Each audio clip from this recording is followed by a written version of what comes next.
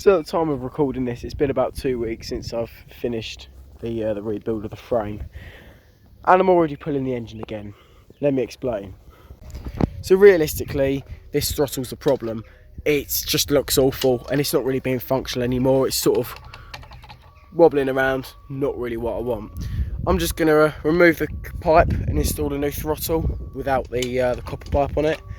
But to do that, I'm going to have to redesign the throttle linkage, as a cable will have less pull on it. Whilst I've got the engine pulled, I'm also going to change the oil and internally remove the governor. So yeah, let's get on with it.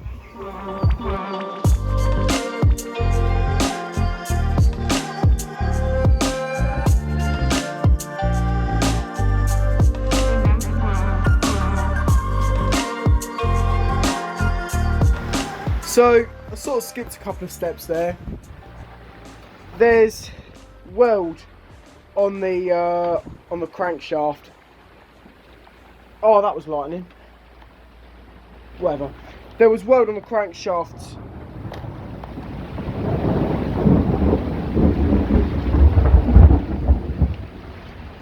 Rude. If I can get to my point, please. There's weld on the crankshaft. I can't pull the side cover off, so I've had to remove the fuel tank so I can drain the fuel, so I won't blow myself up when I'm grinding the welder, so I can pull that out. Drain the oil, onto the next part. God, it's raining hard. Classic British summertime for everybody.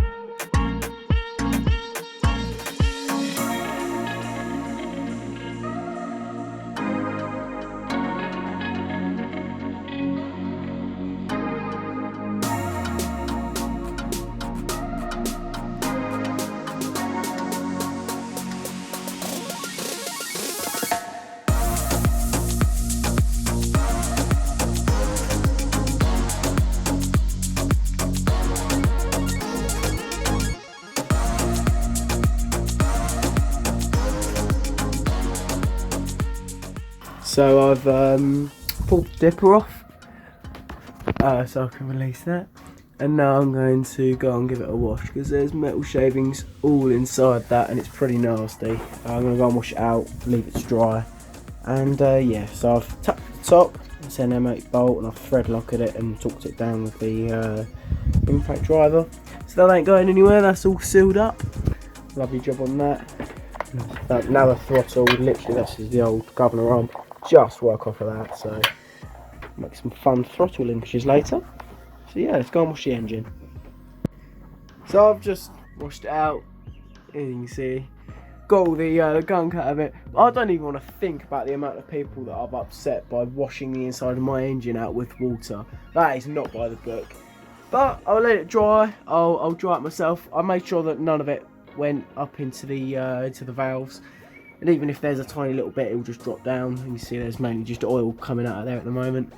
So yeah, I'll give it a good dry, and then I've got some rubbing alcohol somewhere, there it is, and I'll completely degrease the inside of the engine and start afresh.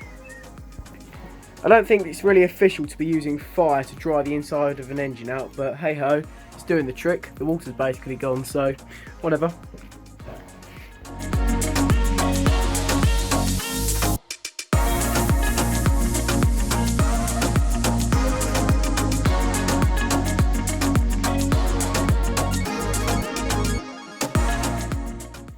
Got the beautiful metal camshaft in now. Got rid of the nylon one. Absolutely stupid. We don't want that one anymore. About to get the side cover back on. Still not 100% sure what I'm going to do with the throttle, but I'm going to cross that bridge when I get to it. Before then, let's just reassemble as much of the engine as possible.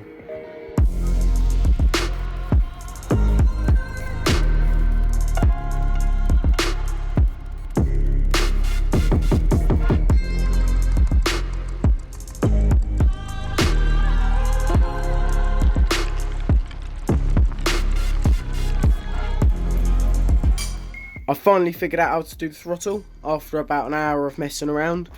I've got the governor arm, I shortened it so it's now this long. I like to bend another bit there. So now it goes to the throttle in the carburetor, And you've got this little plate here, so that when the cable will come along to here, got the little cable holder there. When that gets pulled, the throttle opens. And there's a lovely big spring that I nicked off the old governor linkage that will keep that lovely and tight. So yeah, time to hook it up.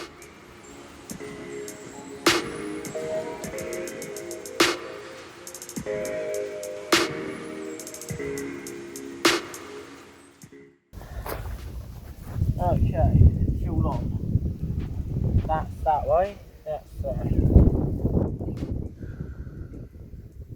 if I have to kill it, how am I going to kill it? Probably spark plug. Let's do this.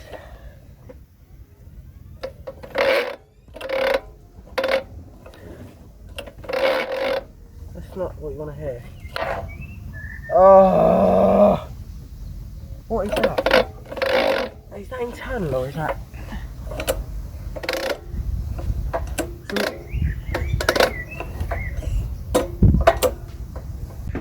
Found the problem.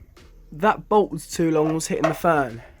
But I've hit a new dilemma. I was about to put the tank back on, and I was an idiot and dropped a bolt down the side of the engine. So got to pull the side of the engine off. So it's probably going to be another 15 minutes before I can start it up again.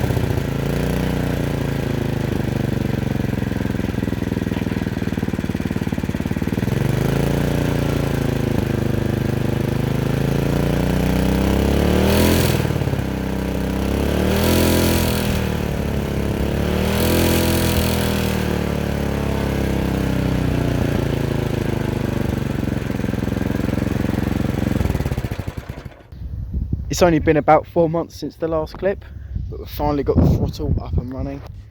As you can see, it's this lovely compact thumb throttle now instead of that huge lever coming off of it. So much better. And here it is working. You have to see in there. Just got the valve, butterfly valve, opening and closing. Made my own idle screw for it, because the original idle screw didn't have enough push on it. And yeah, overall it's pretty much finished. It feels so much more powerful. The tach's now saying I finished revving at about 4,900 RPM instead of 3,600, so there's an upgrade on that behalf as well. And yeah, it's fast, it's really fast. And to be honest with you, I don't think there's anything else that's left to do with it. So obviously every project's never truly finished, but for the time being, it's pretty much perfect.